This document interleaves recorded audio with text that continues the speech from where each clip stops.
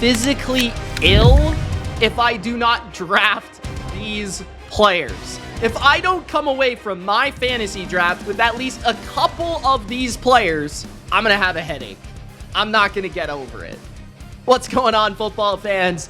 It's Mitch here with must draft players. Don't leave your draft without these players. After you crush your draft and your league mates with these players I'm about to give you, the job is not finished, guys, because week 1 is almost here. And lucky for us, OwnersBox has an awesome exclusive offer this weekend. September 8th, if you join their main contest, $250K main contest, just for joining, you'll get a free $5 entry to any contest in the future. Only 1,000 tickets, guys. And there's 2 million in prizes during the month of September. So you want to jump on this offer, get over there with me during September, and let's also crush some daily fantasy. Let's build a lineup of must draft players, players that I simply can't leave my final draft without. We're going to give you a quarterback, a tight end,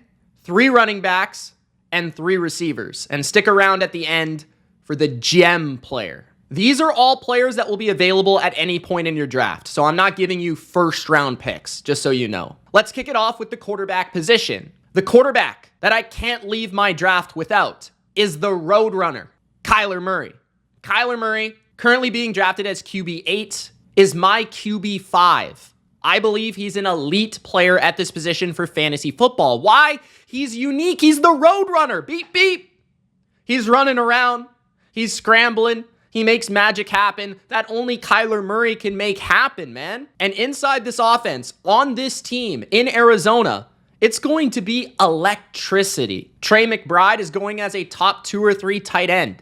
Marvin Harrison is going like a first round pick range, right? Greg Dortch, Michael Wilson, both big sleepers for a lot of people. The offensive line, very, very underrated. And a lot of people think that the offensive coordinator could be a future head coach. All the pieces are in place in Arizona for the Cardinals to score a lot of points, including being in a difficult division where they're gonna have to score a lot of points against the Seahawks, the Rams, and the Niners, 3 teams that could easily have top 15 offenses. The Cardinals don't have a defense. Their defense is putrid. I would argue it's the least talented defense in the league. The Cards are constantly going to be coming from behind, constantly going to be in shootouts, constantly going to be pushing the ball down the field. And that just opens up a backyard setting for one of the best backyard quarterbacks in football, Kyler Murray. He could easily rush for 700 plus yards, a few touchdowns on the ground, putting up the best passing stats he has in a couple seasons. He has the best weaponry that he's probably ever had with pieces in their prime like Marvin Harrison Jr., Trey McBride, and then the underrated pieces like Dortch, Wilson, and James Conner. So look out for Kyler. I think he's somebody you can afford at the quarterback position. You don't have to break your structure of your team. You can go out and get, and he's still going to provide elite upside. My first running back target that I can't leave my draft without is Josh Jacobs. Currently being drafted as RB11, is my RB8. I like Josh Jacobs as the option if I miss out on CMC, Bijan, Breece Hall, maybe even the second round crop of running backs like Kyron or Gibbs. I want to get to Josh Jacobs in the 3rd, maybe the 4th, depending on your league. But I really like Josh Jacobs this year. I think he's going to finish as an RB1. He's inside a fantastic offense that's going to look to run the ball in Green Bay. It's explosive. They've got a plethora of receivers. They love to utilize play action. What sets up play action? A strong rushing attack. Jacobs was brought in to run in between the tackles. He's also a underrated dimension through the air. And I feel with the lack of players behind him, right? Lloyd's a rookie. A.J. Dillon got injured. That there's just not a lot of trustworthy running backs in Green Bay besides Jacobs. So he could very quietly have a workhorse type role with the Packers that not a lot of your league mates actually know about. So I think he's going to put up huge numbers in a top 10 offense that's going to run the ball near the goal line, that's going to throw him the football, where he's going to play on all 3 downs. They paid him money. He's in his prime. He led the NFL in rushing 2 years ago. Draft Josh Jacobs if you miss out on the top 3 in the first round. My second must-draft running back, a mid-round target, is Tony Pollard, a guy that I can't leave my draft without. And recently, I just drafted last night. Tony Pollard, I think, is really slept on this year. Like, he's one of the only RB1s that I can remember that went from a super hyped late first round pick, early second round pick last year or the year previous to a guy that you could afford like way later after getting the bag on another team. Like, how many times have we seen a player get as many touches, finish fairly well, although a little bit disappointingly the season before, actually have a season under his belt coming off a major broken leg injury, and then you can draft him like 6-7 rounds later? Like, how often does that actually happen in fantasy football? Tony Pollard was once upon a time the fantasy community's favorite football player. He was the most explosive running back in football, the most efficient running back in football. Then he broke his leg, had a down year last year, and everybody's kind of sold Tony Pollard. I'm not. I'm jumping back on Tony Pollard. He's going to carry me to my championship because I think Tennessee paid him for a reason. He's a productive pass catcher. He looked explosive in the preseason. If you actually look at his efficiency down the stretch last year in Dallas, he was the number 1 graded running back from week 10 on, according to PFF. He could be the steal of your drafts. So if you don't get running backs early, Tony Pollard is an excellent option. Even if he does split snaps with Spears, that's already implied in his price range. He's a great sleeper here as a mid-round pick. Let's move to the wide receiver position. I have one more running back to draft, but I'm going to save him for the late gem at the end of the video. So stay tuned. My first receiver to draft is Jalen Waddle. This is a huge difference in my opinion and the consensus. He's going as wide receiver 24. He's my wide receiver 10, guys. He's a top 10 receiver in my opinion in PPR. Full PPR. Half PPR, he'd be top 15, but not quite number 10. Now, Jalen Waddle is not only extremely talented, he's inside an awesome offense led by a great play caller, a very influential offensive mind, Mike McDaniel, who moves around Jalen Waddle and Tyreek Hill to get them easy targets, easy exposure to the football, and run after catch opportunities. Waddle is one of the most explosive, twitchiest receivers in football, one of the fastest receivers in football, although he does kind of look slow next to Tyreek Hill. But regardless, Waddle is in his prime, in his peak, and the only reason people don't want to draft him more is because he was a little bit banged up during last year, which kind of hurt his overall numbers. But if you look at his per game averages, his efficiencies, if you look at his yards per route run metrics, if you look at anything from the last 3 years, Waddle has put up historic numbers early in his career, a historic number of catches early in his career. He's been extremely consistent with Tua as his quarterback. And if you think about it, if Tyreek goes down, Waddle becomes like a top 5, top 6 receiver in fantasy because all the volume of Tyreek is going to go to Waddle.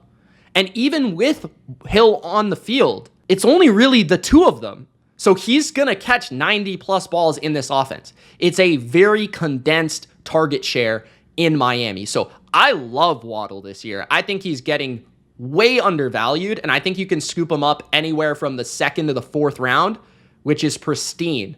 Makes it very flexible. My second wide receiver, a mid-round target that I really like, is Rashee Rice, wide receiver 30.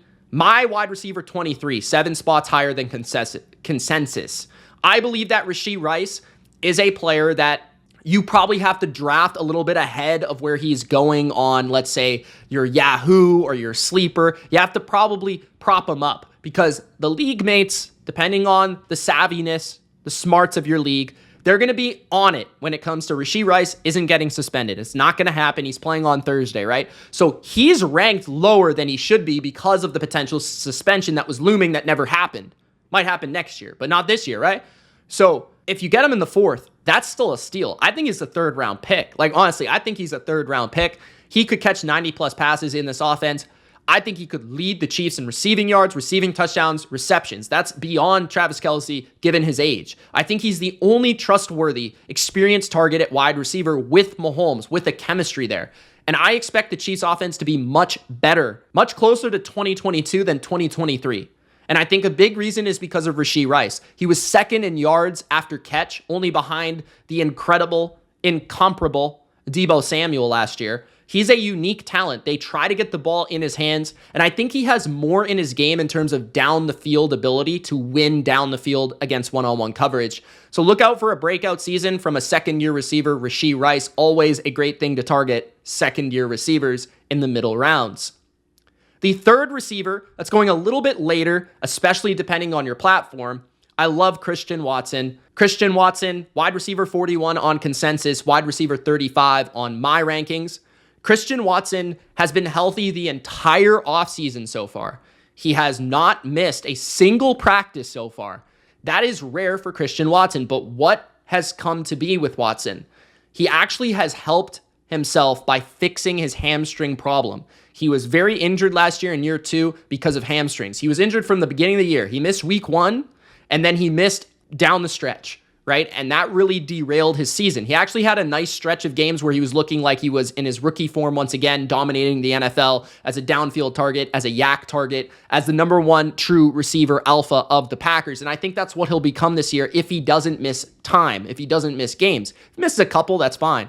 But at the value you're getting him, you might be getting the number 1 receiver talent on one of the best offenses in the league with one of the best young quarterbacks in the league as wide receiver 41, where you could draft him in round 8, round 9, round 10, potentially. So this is a locked and loaded top 3 receiver on your fantasy team with high-end potential, 1,200-yard, 10-touchdown potential, given the volume he's seen in the end zone, given the amount of touchdowns this guy has seen. He actually leads his draft class in touchdowns beyond Garrett Wilson, Drake London, and the like. So I look at Christian Watson, a big, fast, physical receiver that can win after the catch, that's blazing fast, that can win deep down the field, that only takes one play to help your fantasy team.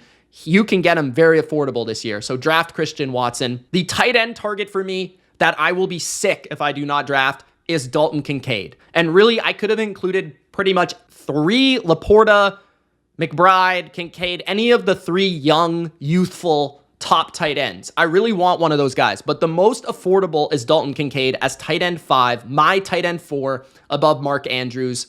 I think Dalton Kincaid's going to lead the Bills in receptions. And if I think that's the case, I have to draft him. It's just that simple. He's the most talented target that Josh Allen has. He's Josh Allen's new easy button. He was actually the tight end 9 down the stretch, even with Stephon Diggs on the team.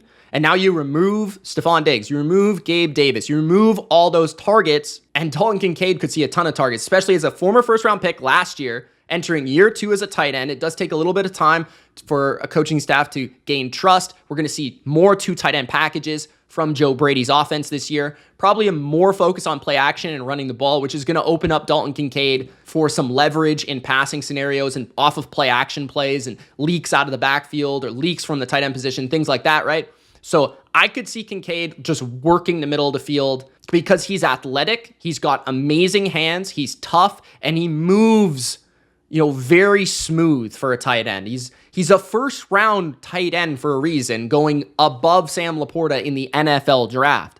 So Kincaid is a very good tight end prospect who's with a very good quarterback who now has a lot of targets vacated. He's a perfect target at the tight end position that I don't want to leave a draft without. And the final late gem that I think you should draft, again, shout out to my guy Rico Dowdle. He was very close again to this list, but J.K. Dobbins is my selection here. Running back 41, my running back 37. I've been drafting him as much as possible in best ball, but also in my leagues because I think he has RB2 potential.